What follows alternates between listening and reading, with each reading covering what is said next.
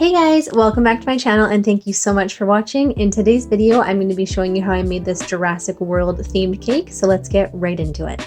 Today's video is going to focus more on the decorating of the cake. I'm just going to quickly zoom through me icing and covering it in fondant. If you would like to see a more in-depth tutorial on how to do that, I will just link a couple of my previous videos below and you can check those out.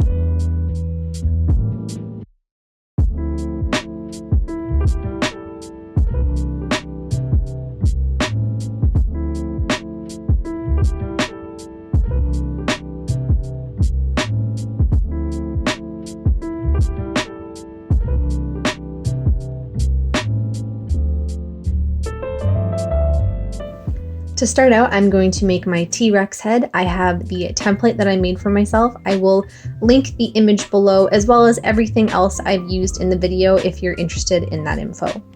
I'm rolling out some light brown fondant that I added a smidge of black to, so it was kind of like a taupey color, and I'm going to cut the entire head out using my X-Acto knife.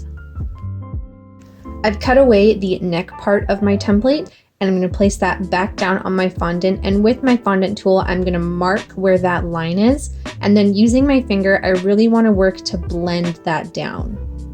The goal here is to make it look a little more 3D, so like the head is before the neck. Next, I'm going to cut the mouth out of my template and then again just mark that line, but instead of smoothing that down I'm actually just going to cut that out entirely. I've rolled out some light pink fondant and I'm going to place my head on top of that and then use that mouth part of the template just to cut that out.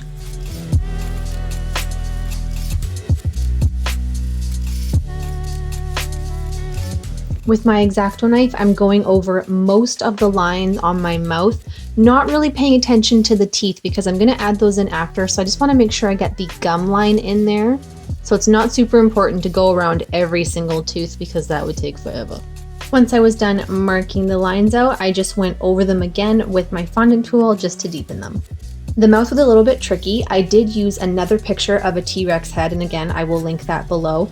And I just kind of used my best judgment to smooth down whatever lines I needed to make it look like the mouth had more depth. So the very corner there, that little flap of skin or whatever that is, I wanted to make sure that really stood out. Shading later on is going to help you a lot with that, but just for this step, you want to pay attention to the way the mouth looks when it's open, which pieces are more forward and which pieces are more in the back of the mouth. I rolled out a darker shade of pink and then cut out the tongue and just used my template to make sure I got that in the right spot.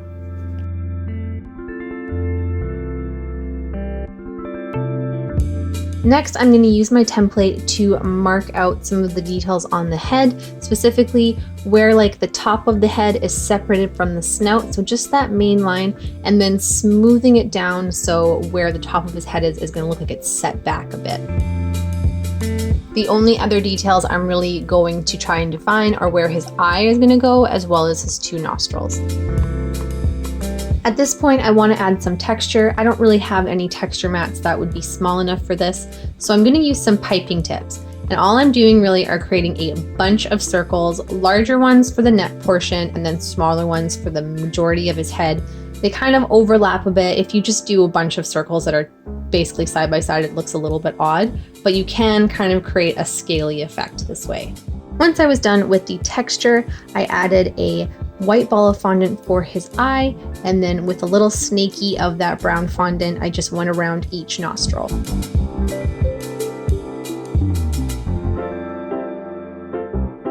Now, using the reference photo that I was looking at, I just did my best to create some of the facial features, framing around the eye, adding scales to the top of his head, using my fondant tool to blend them down and kind of jagged up the shapes. You don't want to have scales that are all perfectly round. I just kind of winged this part, so you can really do anything that you think looks good. I added some larger scales around his face and then redefined any areas that I might have pressed a little too hard and taken away that scaly look.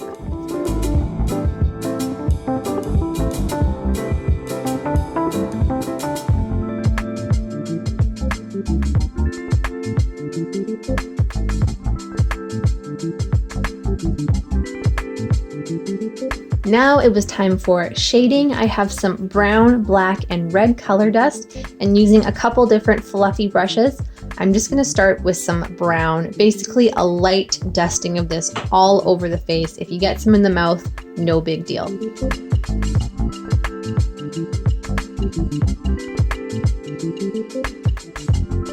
I mixed together my black and brown and used that to shade like underneath where the chin is to give it a little more depth, and basically any of the areas that are going to have shadows. So right underneath the top of the mouth, in all the little nooks and crannies of the face.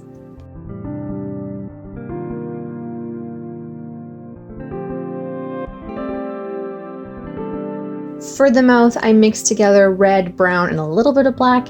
And really what you want to focus on is keeping the gum parts. So right in the very corner, the gum line going down, and then up in the other corner, you want to keep that a little more of like a reddy brown color. And then right back where the tongue is going down, you want to get that as dark as possible so it looks like the tongue is coming out of his mouth.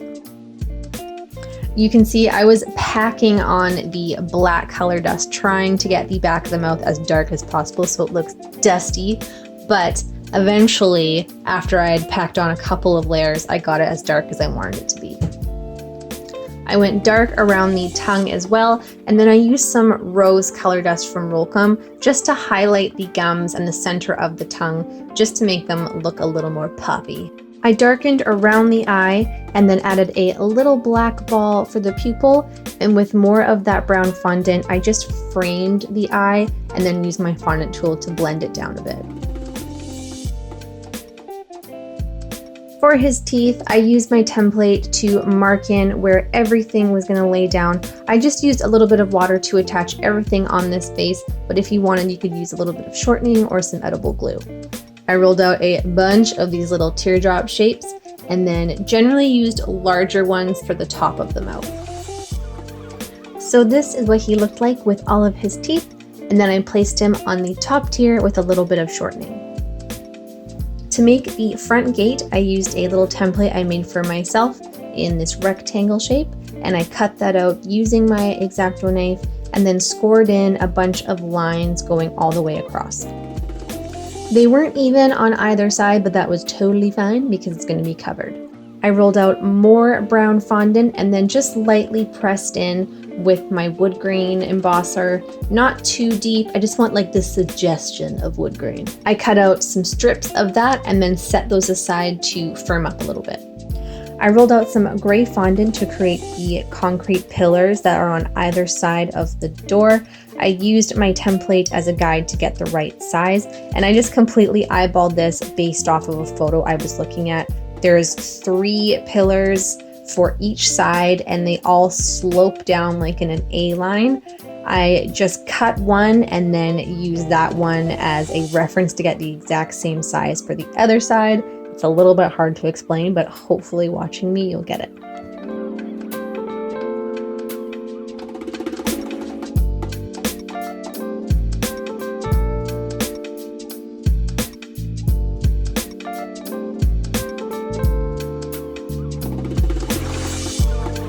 You can see I've added the door to the front, and I'm going to use these strips of brown fondant that I cut out to frame them. Again, just using the reference photo to get the right placement, and I just used a little bit of water to stick these in place.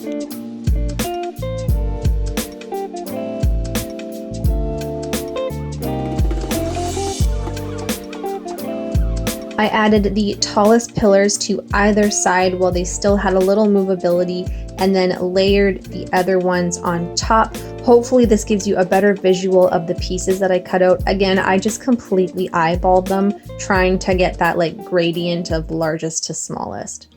You can see some texture on them. I just scrunched up a piece of parchment paper and just like stabbed them a bunch of times. You could also use some tin foil.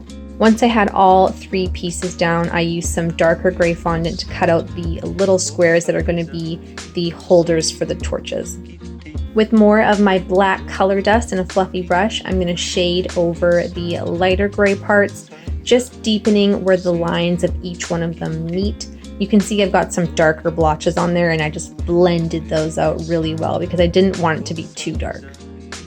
I mixed together some orange and yellow fondant, not completely, so it was kind of marbled, and then rolled out these teardrop shapes for the flames.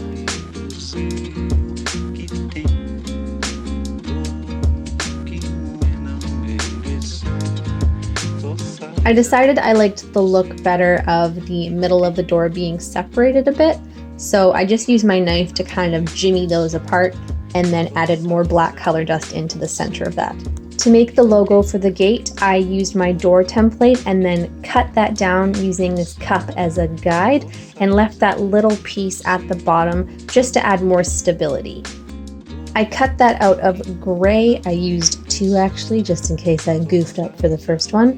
And then I made a little teeny tiny template of the logo and cut that out of white. I did not have the patience to cut out all the little letters, so I mixed together some blue food coloring with some white food coloring just to make it a little more opaque, and then just did my best to draw the logo on there.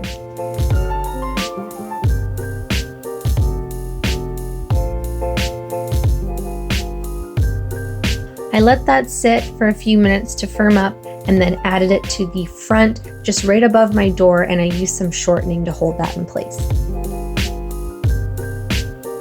To make the volcano, I'm using the same color as the T-Rex head, and then I'm rolling that out into a volcano-y shape. You can really do whatever you want.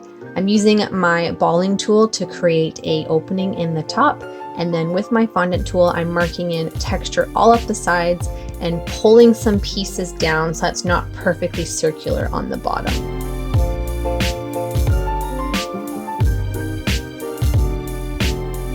Here it is on top of the cake. This was the final shape that I settled with.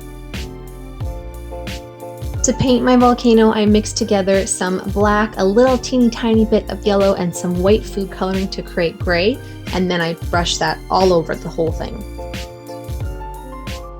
For the next layer, I added a little bit of green to some white food coloring and stippled that all over, and then I added a darker shade of green and then a darker shade of green.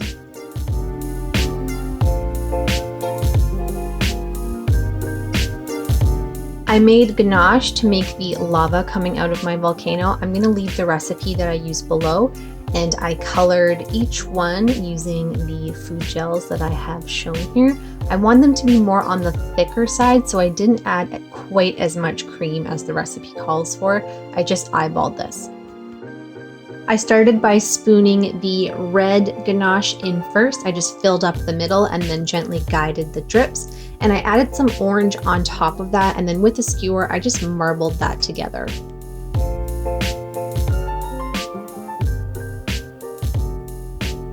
To make my jungle plants, I rolled out some light green fondant and then cut out this leafy shape, used my fondant tool to score the center, and then with my X-Acto knife, I just cut a bunch into the side. I like the way this looked because when you peel it up, you can see like the leaves kind of separate and it looks a little more natural. To make my moss, I have some darker green fondant that I'm rolling out into like a lump shape kind of. It looks like a pickle. And then I use my fondant tool just to stab it a bunch of times and make this texture. I added the moss and the leaves using a little bit of water and then just curled some of the leaves over just so they didn't all look exactly the same. As a final step, I added like the train track that would be going through the gates. So just cut away the sides of my gray fondant and then added a strip down the center.